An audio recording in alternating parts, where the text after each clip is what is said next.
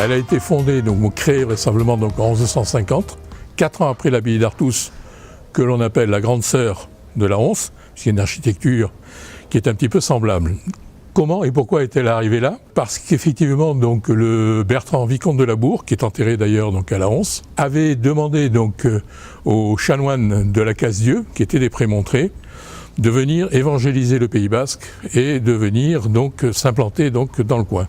Il a fait don d'une terre qui était donc celle-ci, et donc c'est comme ça que l'abbaye de la Honse s'est retrouvée sur ce qu'on pourrait appeler donc, le monticule des berges de l'Adour. Pourquoi je parle de monticule? Parce qu'effectivement, il se dit, mais on n'a pas réellement de traces de cette période, qu'elle aurait été bâtie sur un ancien emplacement des Templiers, voire donc d'un château fort qui aurait pu exister. Effectivement, on retrouve une trace des Chauguettes, qu'on va essayer en son temps donc, de reconstituer, mais donc vraisemblablement il y avait peut-être une place forte. Donc elle a été fondée en 1154-55. Ici il s'est passé toute l'histoire locale. On peut la retracer à travers cette abbaye. Pourquoi? Parce qu'effectivement, en fin du XIIe siècle, il y a eu tout d'abord donc, les Anglais, qui avaient donc envahi donc, l'Aquitaine, qui sont venus par ici, donc vraisemblablement, donc ont pillé donc, l'église à ce moment-là. En 1200, donc, les Espagnols sont venus aussi donc, piller donc, ce lieu.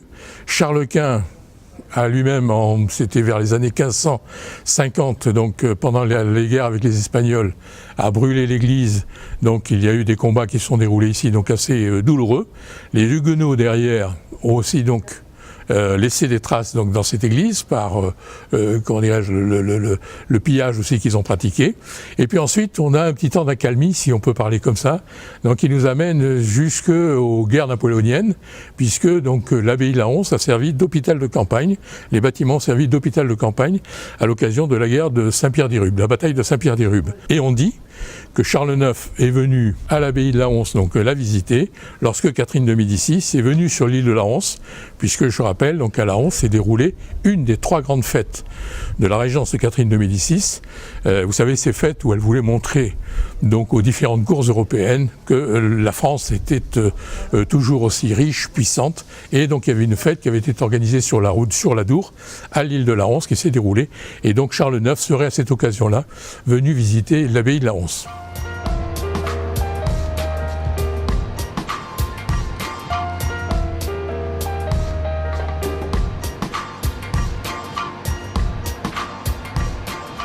Pourquoi la rénover? Parce que effectivement, le temps a laissé donc des traces. On en a parlé donc tout à l'heure. Ensuite, l'abbaye elle-même, même les hommes ont laissé des traces, je vais dire, dans l'abbaye, puisque on a connu jusque dans les années 90 le 3e bâtiment, j'allais dire, de cet ensemble de cloîtres qu'il y avait. L'abbaye de la Honse avait cette particularité d'être une abbaye grange, si vous voulez. C'est une abbaye agricole. Donc les chanoines revenaient le soir, puisque l'ordre des prémontrés fonctionne comme ça, c'est un ordre régulier. Donc dans la journée, ils évangélisaient et parlaient en basque, ils étaient proches des agriculteurs, leur apprenaient l'agriculture, leur apprenaient la zélopée, donc à ce niveau-là. Et le soir, donc, ils se regroupaient dans cette abbaye, donc ils dormaient. Donc avaient plutôt une vocation donc, simplement de dortoir, j'allais dire entre guillemets, plus effectivement de pouvoir ranger tous les éléments, les outils, les matériels donc agricoles, voire effectivement donc le bétail. Voilà, donc c'est pour ça que c'est une abbaye, ça s'appelle abbaye parce qu'effectivement il y a une abbatiale et que les prémontrés sont un ordre qui créent des abbayes et qui vivent dans des abbayes, mais on n'est pas là face à Cîteaux ou face à des cloîtres comme celui effectivement de Bayonne. Donc il nous paraissait intéressant de redonner vie à ce bâtiment qui a joué un rôle au Pays Basque par l'évangélisation, par sa participation à la vie agricole et au développement agricole dans la région, et aussi parce que effectivement il a marqué, j'allais dire, cette christianisation, et que c'est certainement la plus ancienne chapelle, les plus anciens bâtiments monastiques de la région.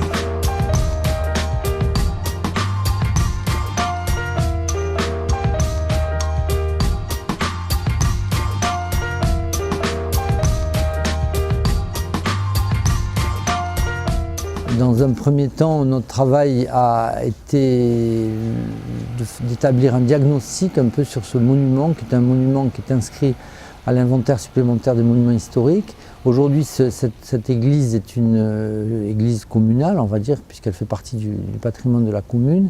Mais auparavant, c'était une église abbatiale qui faisait partie de l'ensemble de l'abbaye de la Hanse.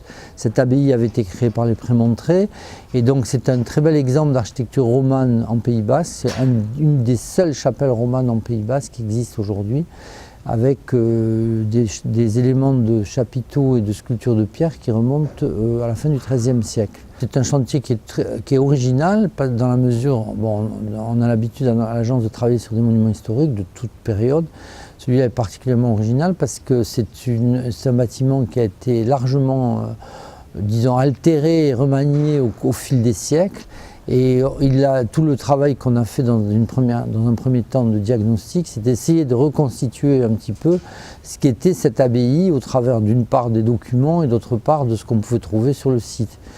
Donc une fois ce travail d'inventaire fait, de diagnostic et d'analyse, il faut faire un projet de restauration.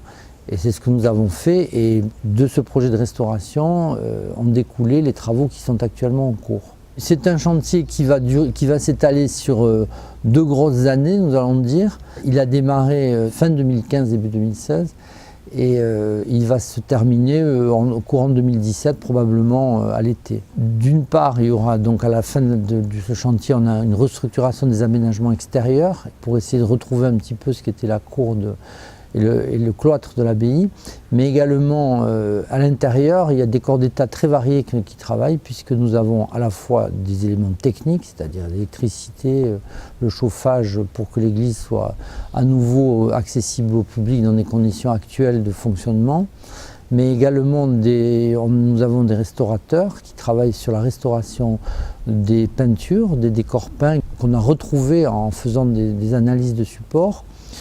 Et ensuite, il y a également charpentier et couvreur, puisque l'ensemble de la couverture du bâtiment a été refait, ainsi que le clocher.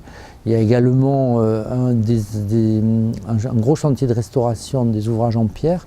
L'église a été construite en pierre de Mousserolles, un petit peu comme la cathédrale de Bayonne, et c'est une pierre qui est très fragile. Et donc, du coup, beaucoup de sculptures ont été abîmées par le temps.